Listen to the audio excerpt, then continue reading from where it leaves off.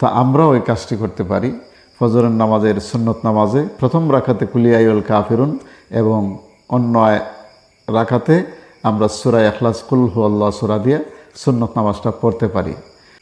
প্রিয় দিনী ভাই বোনেরা, আজকে আপনাদের সামনে কোরআনে কারীমের ছোট্ট একটি সূরা নিয়ে আলোচনা করব, যে সূরাটি নিয়মিত তেলাওয়াত করলে আল্লাহ পাক রব্বুল আলামিন আমাদেরকে শিরিক থেকে নিরাপদ রাখবেন, মুনাফিকি থেকে নিরাপদ রাখবেন।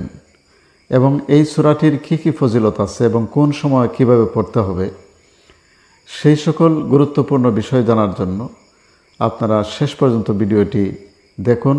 আশা করি আজকের এই আলোচনা আপনার জীবনের জন্য অনেক উপকারে আসবে। একজন সাহাবী রাসূল করিম সাল্লাল্লাহু আলাইহি ওয়াসাল্লামের কাছে এসে প্রশ্ন করলেন, ইয়া রাসূলাল্লাহ, আপনি আমাকে এমন একটি সূরা শিখিয়ে দেন যে সূরাটি আমি ঘুমানোর সময় নিয়মিত পড়তে পারি। রাসূল করিম সাল্লাল্লাহু আলাইহি ওয়াসাল্লাম সেই সাহাবীকে এই সূরাটি শিখিয়ে দিলেন এবং বললেন, তুমি ঘুমানোর সময় প্রতিদিন কুল ইয়া আইয়ুহাল কাফিরুন সূরা কাফিরুন তেলাওয়াত করে ঘুমাবে।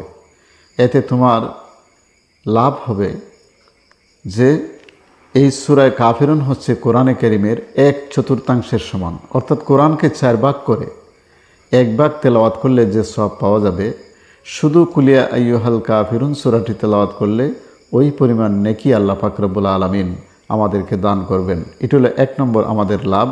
2 নম্বর নবীজি বললেন যে এই সূরাটি যদি তোমরা ঘুমানোর সময় তেলাওয়াত করো অথবা যে কোনো সময় তেলাওয়াত করো, ফা ইন্নাহা বারাআতুম মিনাশ শিরক, এই সূরার তেলাওয়াত তোমাকে শিরিক থেকে নিরাপদ রাখবে, বাঁচিয়ে রাখবে, মুনাফিকি থেকে তোমাকে বাঁচিয়ে রাখবে। সুবহানাল্লাহ। তাহলে এই সূরার গুরুত্ব কত চিন্তা করে দেখুন, যে আল্লাহ পাক রব্বুল আলামিন শিরিক থেকে আমাদেরকে বাঁচিয়ে রাখবেন, মুনাফিকি থেকে বাঁচিয়ে রাখবেন এবং কোরআনের 4 ভাগের 1 ভাগ তেলাওয়াত করলে যে সওয়াব পাওয়া যায় সেই পরিমাণ সওয়াবও আমাদের আমলনামায় দিয়ে দেবেন। রাসূল করিম সাল্লাল্লাহু আলাইহি ওয়াসাল্লাম এই সূরাটি এত বেশি তেলাওয়াত করতেন, হযরত আয়েশা রাদিয়াল্লাহু তাআলা আনহা থেকে বর্ণিত আছে যে তিনি ফজরের নামাজের সুন্নত নামাজে প্রথম রাকাতে কুল ইয়া আইয়ুহাল কাফিরুন এবং দ্বিতীয় রাকাতে সূরা ইখলাস বেশি বেশি তেলাওয়াত করতেন এই ফজিলতের কারণেই। তো আমরাও এই কাজটি করতে পারি। ফজরের নামাজের সুন্নত নামাজে প্রথম রাকাতে কুল ইয়া আইয়ুহাল কাফিরুন এবং অন্য রাকাতে আমরা সূরা ইখলাস কুল হুয়াল্লাহু সূরা দিয়ে সুন্নত নামাজটা পড়তে পারি। তবে সবসময় যে পড়ব তা না, আমরা অধিকাংশ সময় রাসূলের সেই আমলটি আমরা করব। আল্লাহ পাক রব্বুল আলামিন এই সূরাটির উপরে আমাদেরকে আমল করার তৌফিক দান করুন। নিয়মিত আমরা যেন তেলাওয়াত করি, বিশেষ করে ঘুমানোর সময় যেন তেলাওয়াত করি। ইনশাল্লাহ এতগুলি ফজিলত আল্লাহ পাক আমাদেরকে দান করবেন। আজকে এই পর্যন্ত সবাই ভালো থাকুন, সুস্থ থাকুন। আসসালামু আলাইকুম ওয়া রাহমাতুল্লাহি ওয়া বারাকাতুহু।